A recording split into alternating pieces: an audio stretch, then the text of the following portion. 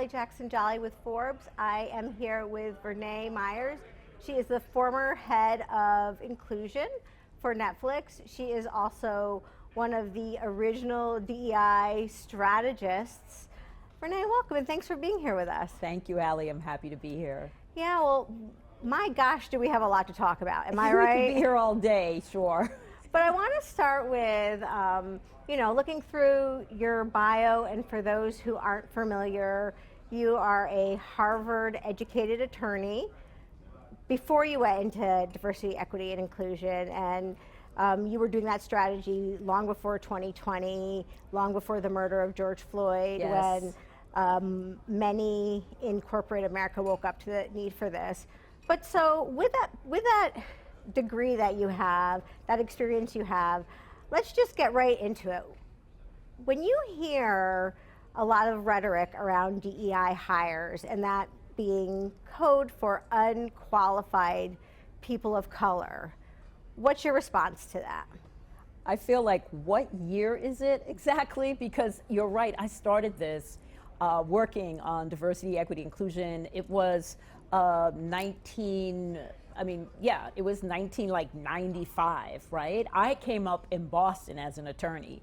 And somewhere along the way, the people in the Boston community realized that there was this deep paucity of black attorneys in the major law firms where I was practicing. And they started looking around and noticing that there were only black men who were partners and very few of them. And there was this huge,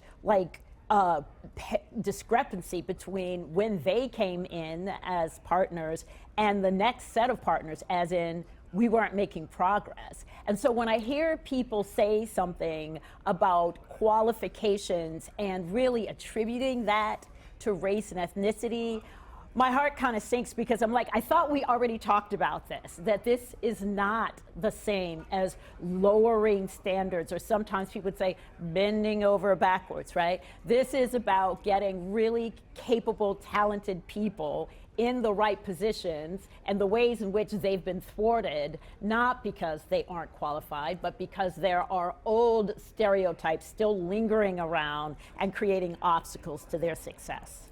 Yeah, so let's move into the current administration and the Department of Justice, the way that it has been reframing diversity, equity, and inclusion as an exclusionary, illegal policy that harms civil rights. Again, you're an attorney, a former, you were... Yeah, let's go, I'm a former attorney, right? Former attorney, yeah, thank you. But talk to us about the things that, when you hear that, you say, okay, maybe there's an opportunity to make sure we're more inclusive. Right. And then the ways that you really see that this Department of Justice can run amok by reframing DEI as an attack on civil liberties. So I would say reframing is a kind word. Yeah. This is an intentional misinformation campaign. It is a distortion. It is a contortion of what diversity, equity, and inclusion is about. It's actually it feels like we're in an upside down world, because DEI was created to actually assist the civil rights, not anti-discrimination laws, right? To make it possible, because you can pass a law, but then people's hearts and minds aren't necessarily going to shift unless you tell them how, show them what they don't know, sort of interrupt the biases that have been sort of in place. And so when you hear the Attorney General, who is the person who is responsible for the laws, like the head law person, misconstrue and purposefully misconstrue what DEI is about, it is really quite painful, and I would say criminal. She's trying to bring criminal charges, and I'm thinking, this is a distortion. And Ali, what it really is, when I'm thinking about it, is if you had problems with the practice of diversity, equity, and inclusion, you wouldn't be doing this. You wouldn't be dismantling it and not acknowledging all the ways that it's been quite successful. You would not be saying that this is illegal, because quite frankly, We have laws in place that say that you cannot discriminate against people because of any one of these particular protected classes, right? And so what DEI is attempting to do is to make sure that those laws are followed. But I really do believe that this is a way to weaponize something that has been incredibly positive for so many people, granting access and opportunity and innovation. And I mean, so many companies have benefited from this. So it feels like this is an exploitation of some of the worries and fears that people in the culture have. This isn't about diversity, equity, inclusion. This is how do we exploit the fears that people have that maybe their life isn't going the way they want it to go, that they may lose out, that there's a zero-sum game. And instead of helping people recognize that we can build something, and we are building something that is for everyone, it's about how do we pull back a certain kind of dominance for certain groups of people. And I think that is the tragedy of what we're looking at right now. Well, let me ask you, because, you know, you really spoke there to the fact that at one point the idea of diversity, equity, and inclusion was aspirational. It made many feel positive. And then at some point there was a rebranding. And any of those of us who have done any studying or work about branding, we know that brand is all about, building brand is all about building a feeling, right? Yes. It's why, you know, Nike isn't just about the best sneaker, it's about being able to just do it, right? Yes. And others. So somewhere along the line, DEI got rebranded as, to your point, something that was nefarious, that meant that something was being taken away and unfairly. And specifically, and you and I were sort of talking behind the scenes before we started, specifically, we know that younger white men really feel that, really have some fears. What do we do? Like, what do we do? Do we say, oh, well, too bad? Or do we say, no, we have to understand why they're feeling this way? And, you know, and then tell me, how do we fix this? Yeah, so I want to make one distinction between DEI and diversity, equity, inclusion. And I'm just starting to say the whole phrase now, because they've actually taken the DEI and they have, as I said, completely distorted it, created an entire misinformation campaign. So I do want to say that the critique against DEI is something that I don't think is legitimate. However, this idea that people may be concerned that what's happening in their companies is maybe going to disadvantage them in some way, I always think about, how do we make this about everyone? And I think when you're really practicing DEI, you really are asking that question. I was in a workshop one day, and this woman raised her hand, she's a white woman, and she said, I don't know what to tell my son, because he comes home and he goes, the girls are winning everything. The girls are getting everything. That's not fair. What do I say to him? And she was sincere. And I certainly have heard some men say to me, well, you're going off on this retreat. When is there a man's retreat? You know, like, so I have heard some of those. So there are two things here. One is, that is not a majority opinion of most men, including most white men. In fact, when you do any study in any company, the people who have the highest sort of scores on how they feel about their opportunities and their future and their access to opportunities, it's always white men. They're scoring like 90 to 95% all good. And when you look at women, especially women of color or people of color, for example, LGBTQ+, folks, they're giving a very different and lower score. So the real question is, who is being disadvantaged here? So hold on, let me make sure I understand this. So you're saying, with respect to studies or surveys, men in the workforce are asked, what is your opportunity to achieve that next level, Yes. or to advance? Are you feeling positive Yeah. about your opportunities in the Okay. company? Do you feel you're being judged fairly? Are you getting access to opportunities? All of those kind of cultural survey questions. So, and in the corporate workplace, at least, they feel that they are doing well. Yes. Okay. In fact, sometimes you look at the results and you slice it by gender or by tenure. You know, you look at different aspects of it and you're thinking, are these people in the same Yeah. company? Right? So that's the first thing. So whoever is upset, it's a minority of people. That doesn't mean you shouldn't be listening Right. to them, right? And feelings are real. And they must be acknowledged. So I want to acknowledge that. But so is data.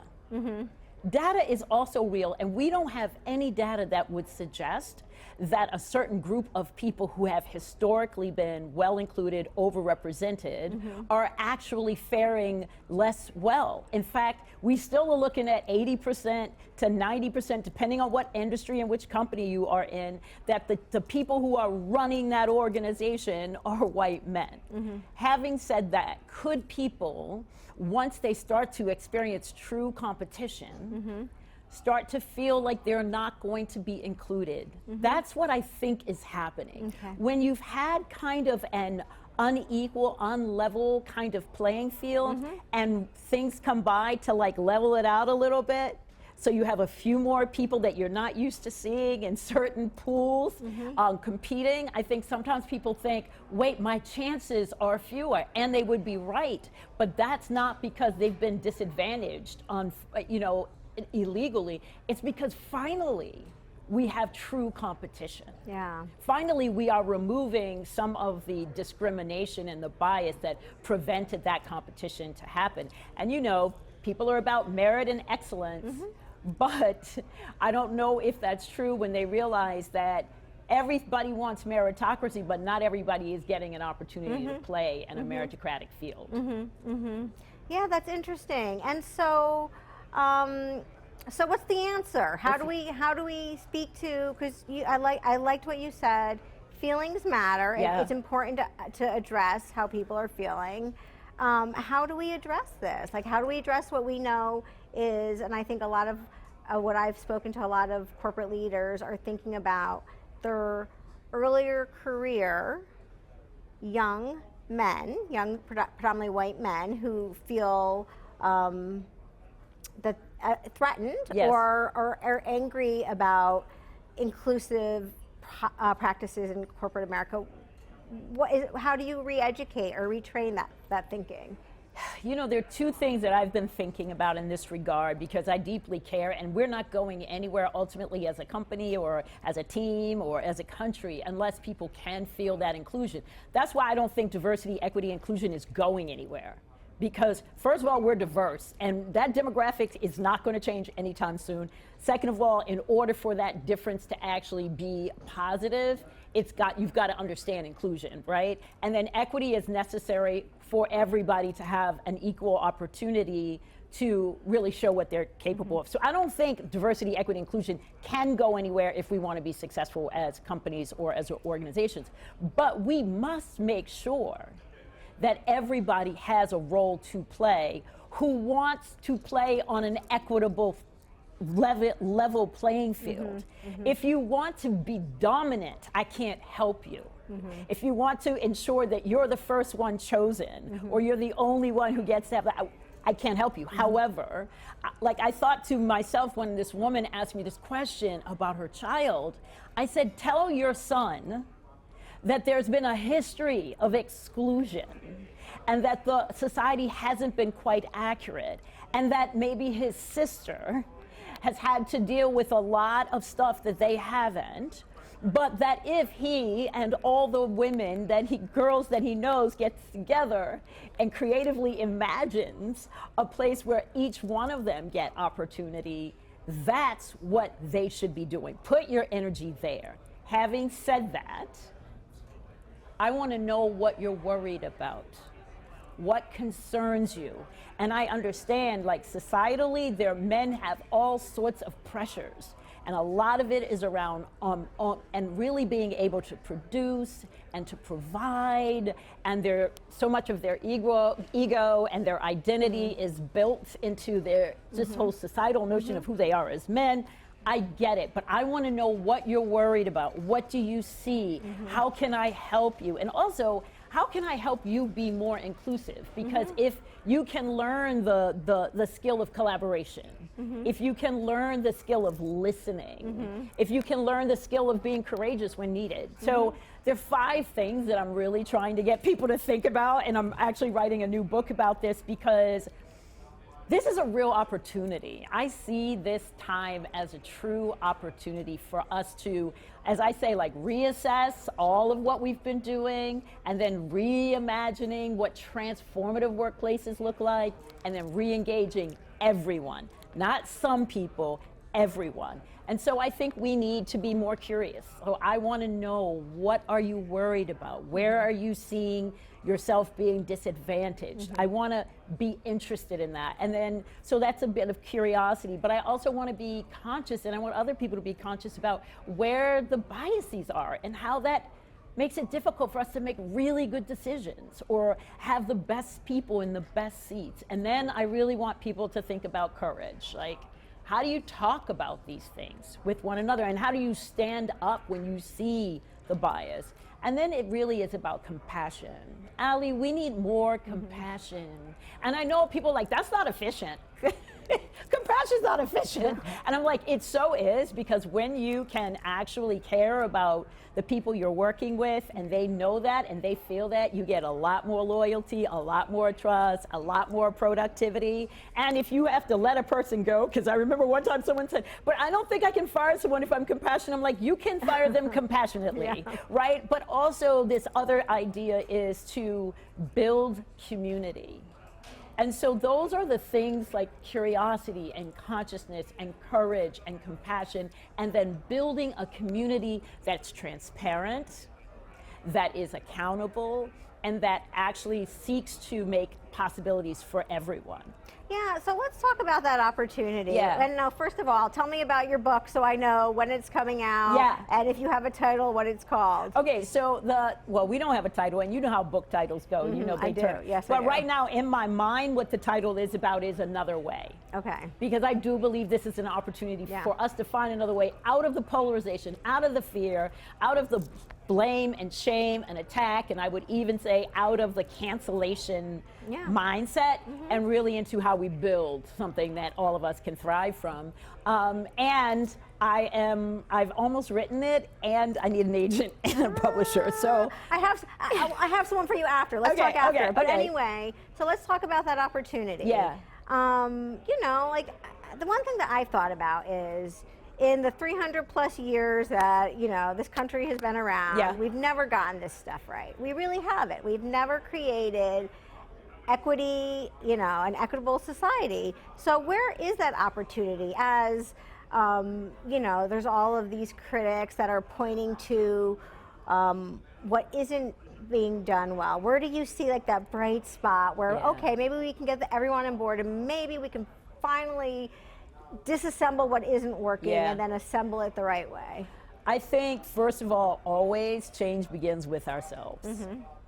You know, when I'm talking about being compassionate to other people, I'm really talking about you got to understand how to be compassionate towards yourself. You've got to be curious about your own self. What are you bringing? What is your perspective? What is your worldview? How is that either creating some sort of barrier between you and other people, and ways in which you could actually be more interested, more curious in yourself and in others. So much of it, everything starts with us and inside. But I also have watched leaders. So you know, I was at Netflix, and I have watched leaders grow in this area. And a lot of it is because the company requires leaders to grow and to be inclusive and to ask questions of themselves and others, and to be transparent. And we're better than we think we are. We're more courageous than we think we are. We just are out of practice. So, but if you get a chance to practice in an environment where people aren't going to take you down for every mistake you make, You might actually learn to ask a question that feels uncomfortable, but gives you the information you need to actually know what the right thing is to say, or to understand what might be impacting your group's outcomes or whatever, because it's all connected, right? This isn't just about social justice, although it is about being just to the people who you socialize with, right? But it is about ultimately, how do we serve our clients? How do we serve our customers? How do we get the best out of human beings? So, you know, people want to make diversity, equity, inclusion like this separate thing. It's not. It is part of human resources, and really being able to take those resources and use them in furtherance of the future and the prosperity of any company or any group. Yeah, and so one of the things that did start happening in 2020, back when corporate entities and leaders started to say, hey, let's thread DEI into our business case. Yeah. So it's not only a nice to do, it's a have to do to grow business.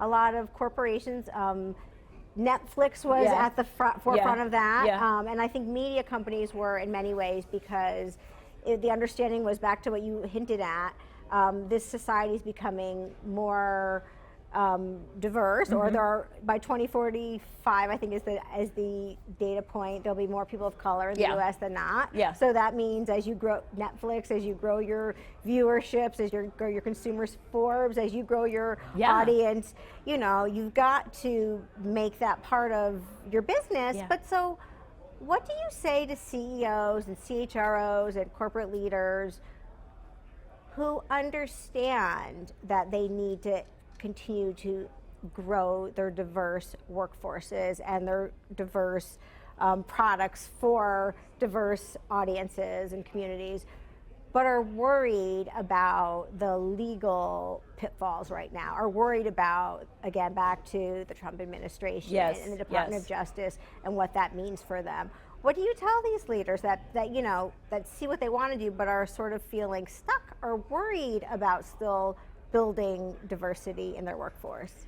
So I don't want to dismiss the concerns that companies have, that my clients have in particular, because there is a risk analysis here. There is a risk analysis on two sides, though. It's not just what Trump is going to do. We still have laws. We still must abide by those laws. So if you decide that you aren't going to look at the disparities, the ways in which maybe bias is preventing you from actually bringing in a more diverse group of people, or promoting them, or pay equity is being interrupted, you're going to get sued on this other side, right? So you have to balance both. And there's a whole nother thing you want to balance, which is who's going to come work for you. We are now at a time where young folks are looking for places to work that actually have the values that matches theirs. So my other point for most of my companies is, what are your core values? And remember, core are the values that you follow even when you know there's going to be some turbulence by doing so. Core values are the things that guide, and this is a time for people to be guided by their core values. Now, there are ways to do it so that you aren't endangering your business, but there also may be stands you need to take in order to help all businesses, right? In order to get out from this bullying that is happening right now, that is against all of our best interests. And so I think that there's a real opportunity for, first of all, when diversity, equity, inclusion is done correctly, it's integrated into the entire life cycle of all employees. It's about where you go and looking for talent. It's about how you interview people and what is the right way to assess job criteria, and are we using certain language with these folks and not with these folks when we evaluate them? Why are we talking about her personality but we're not talking about his? Like, why are we wondering whether someone is capable even though they have 3 major degrees? There are so many ways in which you've got to integrate. And by the way, you don't necessarily have to have specific numbers that you're trying to hit in the way of representation. You just need to look at what do our promotions look like, and how does it look for women? How does it look for people of color? How does it look for people with disabilities? How does it, I mean, because one of the best things about diversity, equity, inclusion is that from the 60s to where we are right now, the umbrella of who is part of diversity, equity, inclusion has grown so wide that I'm like, most people, if they really understood what diversity, equity, inclusion was about, they would be rallying for it because they're being advanced by it, because maybe they are a veteran, or maybe they're a father and now we actually have paternity leave.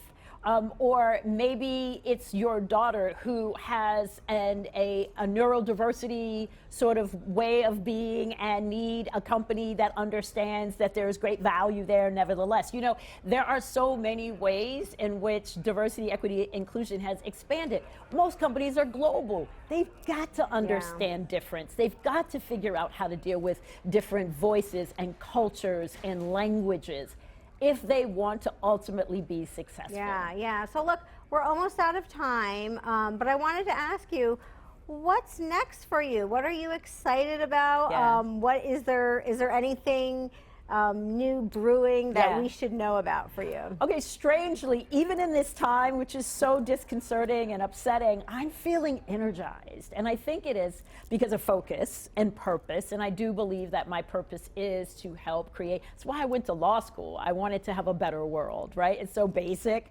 But I think that this is a time for people to really look deeply in themselves and say, like, what do I want to do to make the world better for all, not just for myself? And so for me, I've got this book that I'm writing that I'm very excited about. I'm creating an institute where I want to give places where people can come and grow without being blamed, shamed, and attacked. Especially for leaders, because leaders aren't given that space, and often that's why they don't grow in this area, and they're very protective. But as long as you're protecting yourself, you can't really grow. And also, I am working on, helping other practitioners really fortify their practice, and thinking about where they start with themselves so that they can bring the kind of compassion, the kind of openness, the kind of love, the kind of flexibility that's necessary for us to move our world and our corporate spaces into a better place. Yeah, I love it. Well, now we are out of time. Vernā Myers, thank you so much for being here with us, making us a little smarter about what's going on in the world with diversity, equity, and inclusion. And hey, listen, I'd love to have you back once your institute is up and running to hear more about that. Thank you, Ali. It's been a pleasure. I appreciate you so much.